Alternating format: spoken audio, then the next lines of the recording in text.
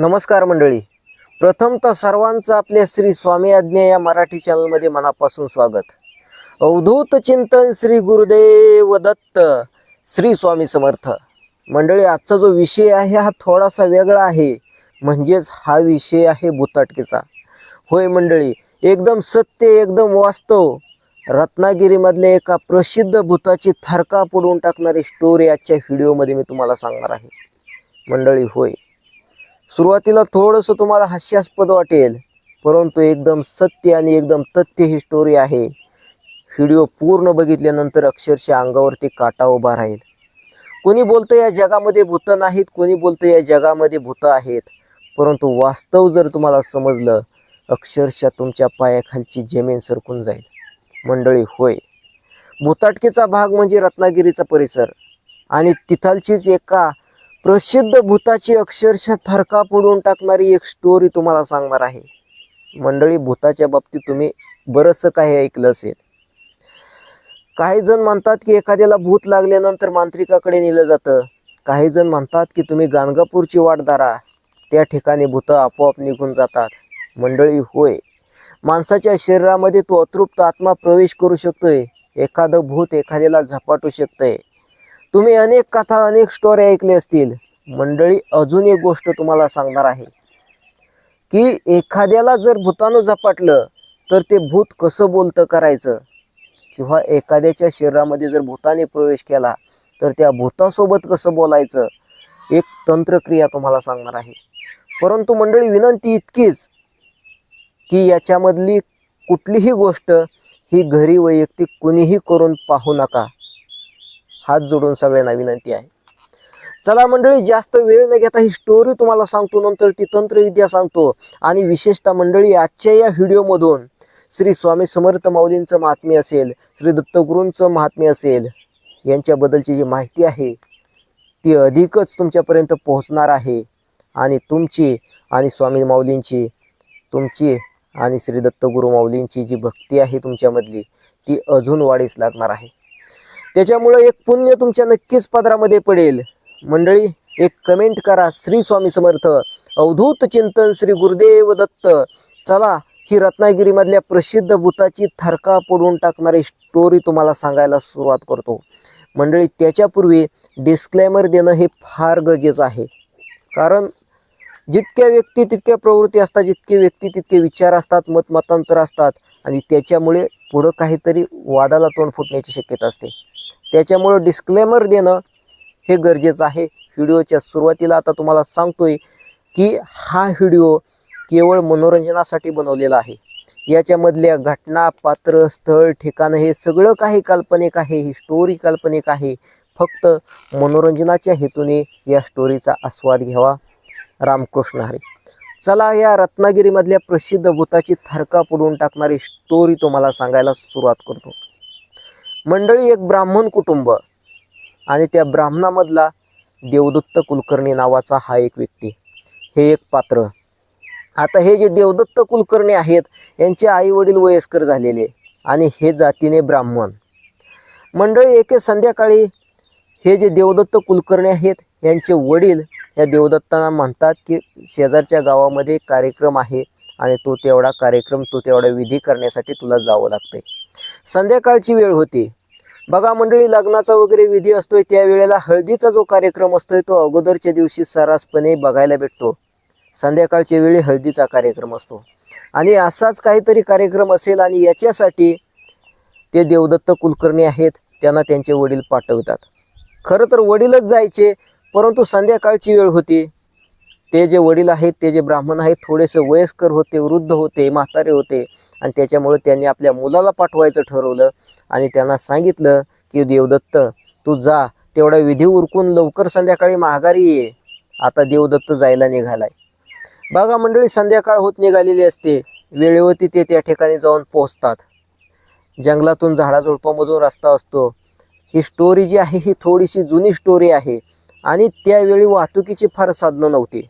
आता सारख्या motorcycles, car वगैरे नव्हत्या. तर ते जे देवदत्त कुलकर्णी आहेत, हे जे ब्राह्मण आहेत, हे आपलं सायकलवरती पॅन्डल मारून निघाले. त्या ठिकाणी जाऊन पोहोचले. तो विधी वगैरे सगळा काही उरकला, परंतु परत माघारी फिरायला यांना मात्र 10:30 ते 11 वाजल्या. कारण मंडळी हळदीचा वगैरे विधी जो असतोय तो त्याला उशीर लागतो. आणि हे जे ब्राह्मण आहे देवदत्त, हे आपला विधी उरकतात आणि परत आपल्या घरी जायला निघतात. आता संध्याकाळच्या 11 11:30 वाजलेले असतात. ते आपल्या सायकलवरती बसतात आणि हळूहळू पॅन्डल मारत जायला निघतात. बघा मंडळी, आता रात्रीच्या 12 वाजतात आणि ते आपल्या घराच्या दिशेने जाऊ लागलेले असतात. एकदम स्मशान शांतता. थोडीशी रातकिड्यांची किरकिर ऐकायला यायची. वटवागळा फडफडलेल्या जाणवायच्या. काळाकुट्ट अंधार पडलेला आणि अमावस्येची ती रात्र. आता हे जे देवदत्त आहेत हे परत येऊ लागले आणि वाटेवरून येत असताना चिंचेची बरेच झाडं होते. म्हणजे चिंचेचं बन होतं आणि त्याच्यामधून रस्ता होता. आता हे जे देवदत्त आहेत हे आपल्या घरी येऊ लागले. अक्षरशः मंडळी, तुमच्या अंगावरती काटा उभा राहील की ह्या ब्राह्मणासोबत नेमकं काय घडलं. आणि पुढं जे जे काही घडलं ते ऐकल्यानंतर मात्र तुमचं भान हरपून जाईल आणि तुमचा सुद्धा भूतावरती विश्वास बसेल. भूत आहे की नाही हे स्पष्ट करून तुम्हाला आजच्या व्हिडिओमध्ये सांगणार आहे.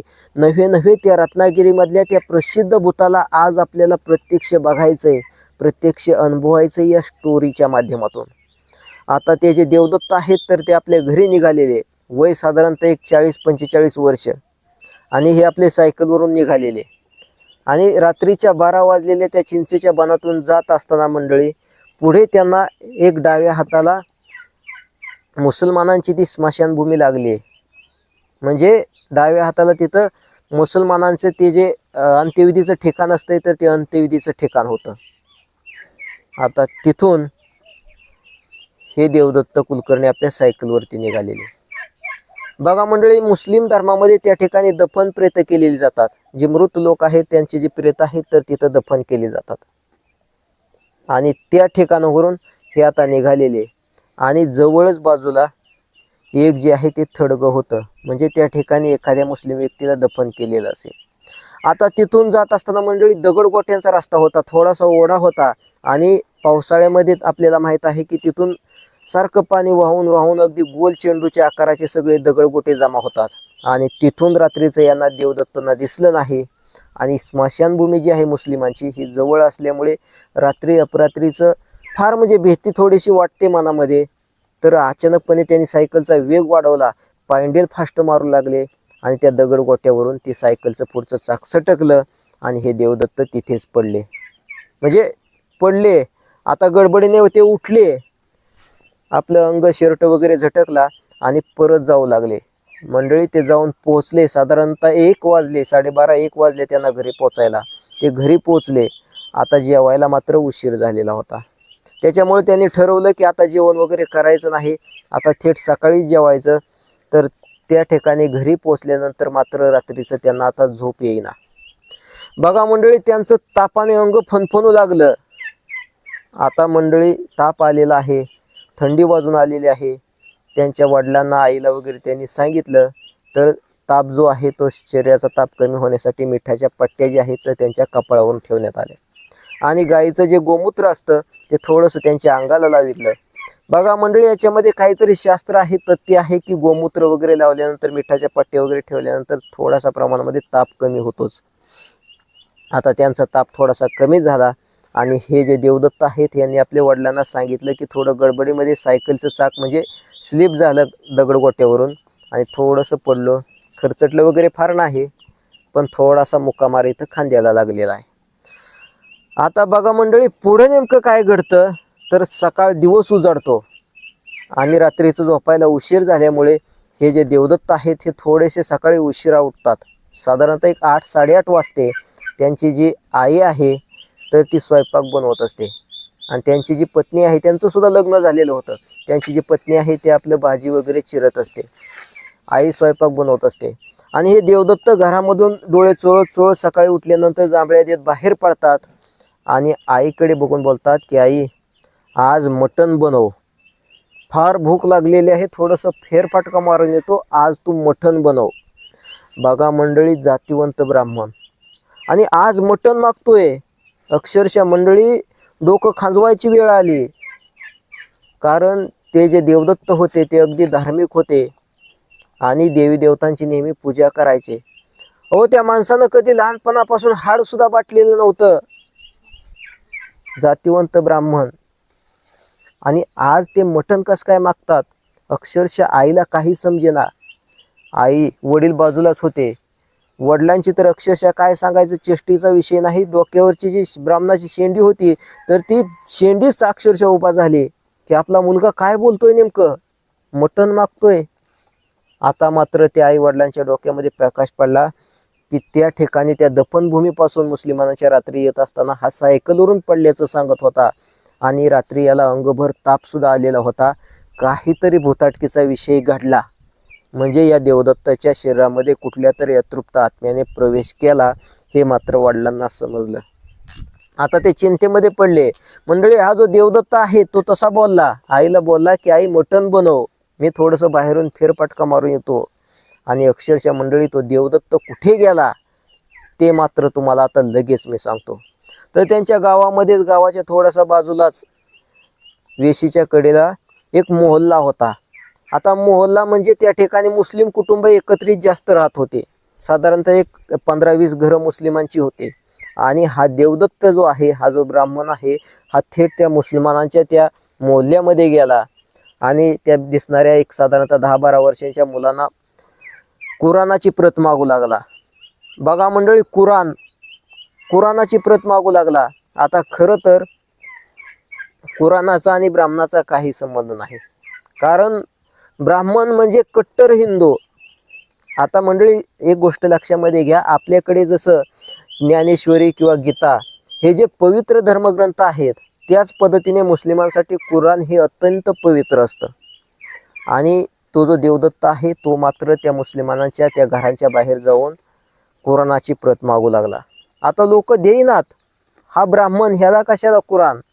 आता त्याच ठिकाणी एक वयस्कर एक मुस्लिम आजोबा होते, तो मुस्लिम व्यक्ती होता, त्याने त्या मुलाला सांगितलं की अरे बाबा देऊन टाक त्याला, कुराण वाचायचं असेल.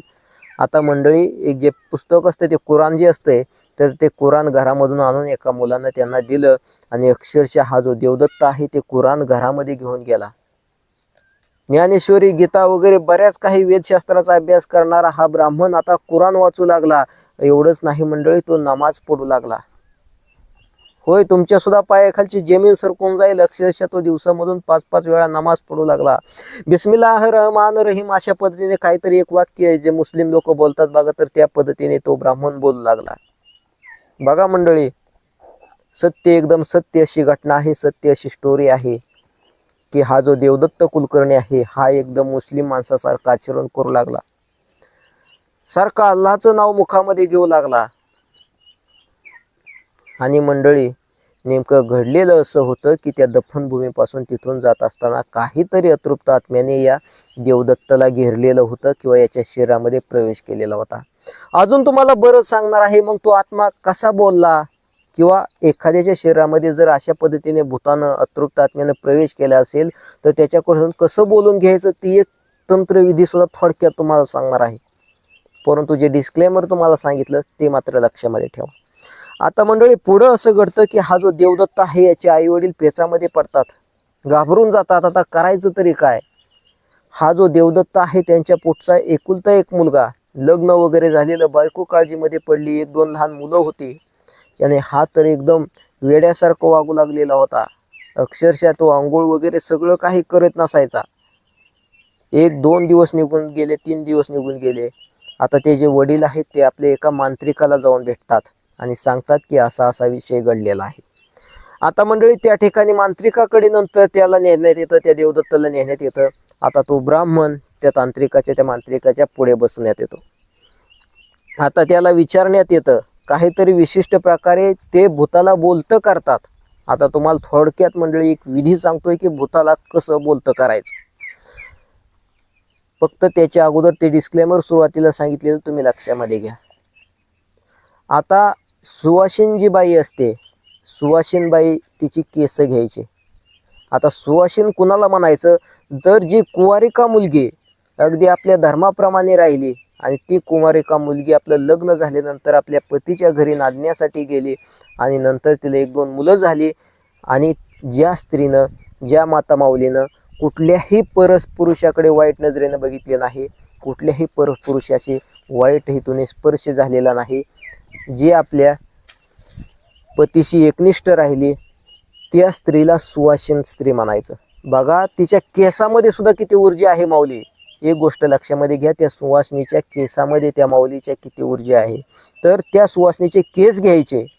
बघा सकाळी महिला वगैरे विंचरताना कांगव्यामध्ये अडकून केस वगैरे निघतात. तर ते केस आणि ज्याला भूतानं झपाटले किंवा ज्याच्या शरीरामध्ये त्या अतृप्त आत्म्याने प्रवेश केलाय त्याच्या समोर ते केस न्यायचे आणि एक मेणबत्ती पेटवायची आणि त्या मेणबत्तीवरती ते केस जाळायचे आणि त्या जळणाऱ्या केसाचा जो धूर आहे तर तो त्या झपाटलेल्या माणसाच्या नाकामध्ये द्यायचा. आणि काहीतरी ते तांत्रिक मांत्रिक आहे, काहीतरी विशिष्ट प्रकारचे विधी करतात, तर ते जास्त काय तुम्हाला सांगत नाही. तर त्याच्यानंतर ते भूत जे आहे तर ते बोलतं होतं. आणि अशाच पद्धतीचा जो विधी आहे तर त्या तांत्रिकानं काहीतरी केला आणि त्या भूताला मात्र बोलतं केलं आणि विचारू लागले की कोण आहे तो. तेव्हा त्यानं त्या देवदत्तच्या मुखामधून त्या भूतानं बोलायला सुरुवात केली की इस्माईल हूँ मैं, म्हणजे मी इस्माईल आहे असं सांगितलं. बघा त्या तर व्यक्तीचं त्या ब्राह्मणाचं नाव देवदत्त, परंतु आता मात्र देवदत्त बोलत नव्हता तर त्याच्या अंगामध्ये शिरलेलं ते भूत बोलत होतं. तेच इथं प्रकट झालेलं होतं आणि देवदत्ताच्या मुखामधून बोलत होतं की मी इस्माईल आहे. आता त्या मांत्रिकानं विचारलं की तुम्ही किती दिवसापासून इथे आहात. तेव्हा त्यानं सांगितलं की मला मरण पावून 74 वर्ष झाले. बघा मंडळी, अक्षरशः डोक्याची शेंडी उभा राहील. 74 वर्ष मरून झालेली होती त्या मुस्लिम व्यक्तीला आणि अजून त्याचा तो अतृप्त आत्मा इथं सभोवताली उरफाटत होता, त्या दफनभूमीमध्ये होता. आणि आता मात्र या ब्राह्मणाच्या शरीरामध्ये त्यानं प्रवेश केलेला होता. बघा त्याचं मत काय होतं. तो जो ज्योतिष आहे त्यानं विचारायला सुरुवात केली.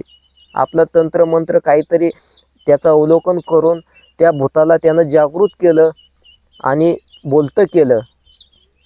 तेव्हा ते भूत बोलत होतं की मी इस्माईल आहे आणि 74 वर्षापूर्वी मी मरण पावलो.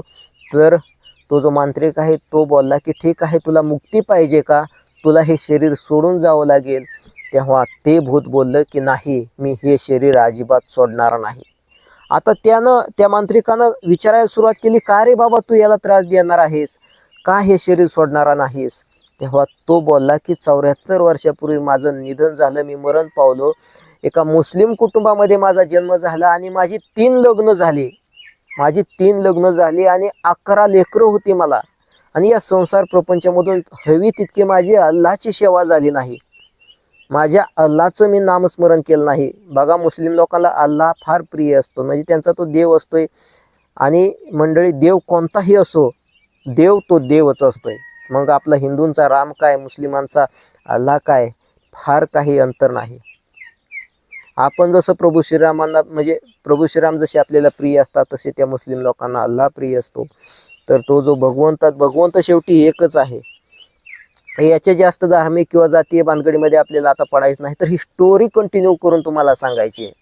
तर आता बघा मंडळी, तो व्यक्ती बोलतो, म्हणजे ते जे भूत आहे तर ते बोलतं की मला 11 मुलं होती, माझी 3 लग्न झाली आणि या संसार प्रपंचामधून मला नमाज वगैरे जास्त पठण करता आलं नाही, माझ्या अल्लाची सेवा करता आली नाही, म्हणून आता मी या शरीरामध्ये प्रवेश करतोय आणि आता माझ्या अल्लाची मी सेवा करतोय, मी कुराण वगैरे वाचतोय आणि हे सगळं काही करतोय. अक्षरशः मंडळी त्या मांत्रिकाच्या सुद्धा अंगावरती काटा उभा राहिला आणि त्यानं सांगितलं की तुला मोक्ष मिळण्यासाठी काय करावं, म्हणजे तू हे जे शरीर आहे हे सोडून जाण्यासाठी काय घेशील, काय मागशील ते तू फक्त एकदा सांग. मांत्रिक बोलला की माझ्याकडे फार पद्धती आहेत, मी तुला मोक्ष मिळवून देऊ शकतोय, पण तुला हे शरीर सोडावं लागेल. बघा मंडळी, अक्षरशः बघा श्री स्वामी समर्थ माऊलींचं महात्म्य काय आहे, श्री दत्तगुरूंचं महात्म्य काय आहे. तो जो मुस्लिम व्यक्ती आहे, म्हणजे ते मुस्लिमाचं जे भूत आहे, जे हिंदू ब्राह्मणाच्या शरीरामध्ये आलेलं होतं, ते भूत तो अतृप्त आत्मा बोलला की गाणगापूरच्या त्या ठिकाणी मंदिराच्या बाहेर भागीरथी नावाचं ते कुंड आहे बघा, तीर्थ आहे, म्हणजे ते पाणी कधीच आटत नाही. तर त्या कुंडामध्ये काही क्षणासाठी माझं डोकं बुडवा, मग मला मोक्ष भेटेल. हे ते मुस्लिमाचं एक भूत बोलत होतं. बघा मंडळी, काय आहे महती श्री दत्तगुरूंची, काय आहे महती अक्कलकोट स्वामींची. तर त्या मांत्रिकानं सांगितलं की मी तंत्रमंत्रानं हे भूत उतरवू शकत नाही, माझ्या पद्धतीने मी फार प्रयत्न केले परंतु हे सोडायला तयार नाही, तुम्हाला मात्र अक्कलकोट स्वामींची सेवा करावी लागेल, श्री दत्तगुरूंच्या वाऱ्या कराव्या लागतील, त्या ठिकाणी जावं लागेल. आणि मंडळी ते जे वडील आहेत त्या देवदत्त कुलकर्णीचे ते ब्राह्मण आहेत, आई वडील आहेत, त्यांनी हे मान्य केलं आणि नंतर त्यांनी त्या ठिकाणी स्वामी समर्थ महाराजांच्या सेवा जी आहेत तर ते वाढवायला चालू केले, गाणगापूरच्या फेऱ्या मारायला म्हणजे त्या ठिकाणी त्यांनी वाऱ्या करायला सुरुवात केली. आणि पुढे मात्र त्या भूताचा असर त्या देवदत्तच्या शरीरामधून कमी झाला, नाहीसा झाला. तर बघा, ही थोडक्यात स्टोरी तुम्हाला सांगायचा हा थोडासा प्रयत्न केला. आणि खरंच भूत असतं का, राहिला विषय खरंच भूत असतं का, तर होय मंडळी, खरंच भूत असतं. हा मानण्याचा न मानण्याचा ज्याचा त्याचा विषय. आता मी तुम्हाला प्रश्न करतो की खरंच देव असतो का. आता जे नास्तिक लोक आहेत ते बोलतील नाही नाही, या जगामध्ये अजिबात देव नसतो. परंतु नास्तिक लोक आहेत आस्तिक जी लोक आहेत जी देवाला मानतात ती लोक बोलतील की नाही, 100% देव आहे, 100% देवळामध्ये रावळामध्ये देव आहेच. आणि होय मंडळी, असाच विषय आहे भूताचा. होय, भूत असतात परंतु काही लोक मानतात, काही लोक नाही मानत. जरी आपण मेल्यानंतर आपलं शरीर संपलं, आपलं शरीर सोडलं, तरी आत्मा मात्र कधीच नष्ट होत नाही. आत्मा हा कधीच नष्ट होत नाही, हे वाक्य तुम्ही टिपून घ्या. कारण आत्मा ही एक ऊर्जा आहे. आत्मा ही एक ऊर्जा आहे, विज्ञान सुद्धा मान्य करतं. Energy not be created or energy not be destroyed, it's transfer one form to another form. म्हणजे ऊर्जा ही नष्टही करता येत नाही आणि ऊर्जा ही निर्माणही करता येत नाही. ती एका माध्यमामधून दुसऱ्या माध्यमामध्ये जी आहे ती ट्रान्सफर होते, हे विज्ञान सुद्धा सांगतं. ऊर्जा अक्षयतेचा नियम तुम्हाला माहीत असेल तर आत्मा ही एक ऊर्जा आहे. हे शरीर जरी आत्म्यानं सोडलं तरी तो आत्मा नष्ट होत नाही. मंडळी, हे शरीर हे पंचतत्वांचं पंचमहाभूतांचं बनलेलं आहे, आपल्याला तर माहीत आहे. मग विचार करा की हे शरीर जे आहे किंवा हे जे ऊर्जा आहे ती एका तत्वामधून दुसऱ्या तत्वामध्ये वन फॉर्म टू अनदर फॉर्ममध्ये जे आहे कन्वर्ट होते. तुम्हाला सांगतो पंचमहाभूत कोणती, पृथ्वी, जल, अग्नी, वायू आणि आकाश, या 5 महाभूतांनी आपलं शरीर बनलेलं आहे. पृथ्वी म्हणजे आपली हाडं वगैरे जे असतात की किंवा आपण मृत्युमुखी पडल्यानंतर आपल्याला दफन केल्यानंतर किंवा जे काय आपण म्हणतो की आपल्याला अग्नी दिल्यानंतर आपल्या देहाला त्यामधून जे राख शिल्लक राहते त्याला पृथ्वी थोडक्यात म्हणायचं. दुसरा विषय झाला अग्नी. आपल्या शरीरामध्ये माऊली अग्नी सुद्धा आहे.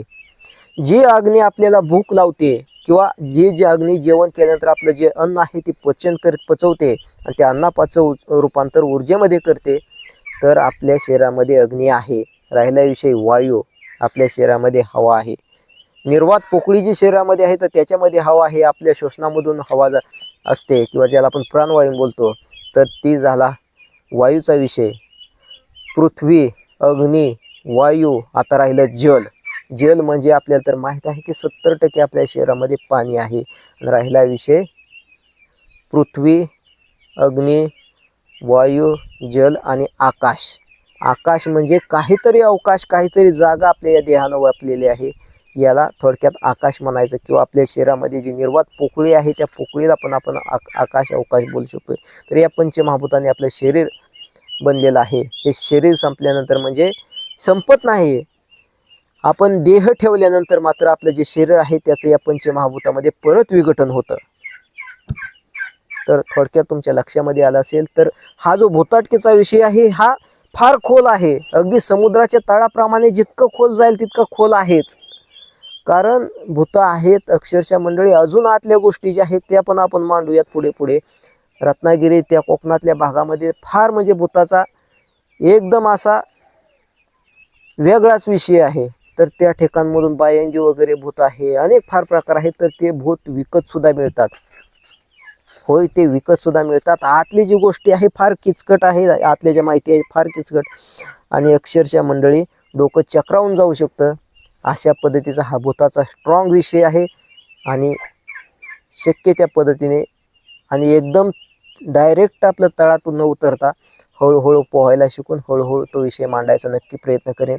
कारण आपल्या सर्वसामान्यांना न समजण्याच्या पलीकडचा तो विषय आहे.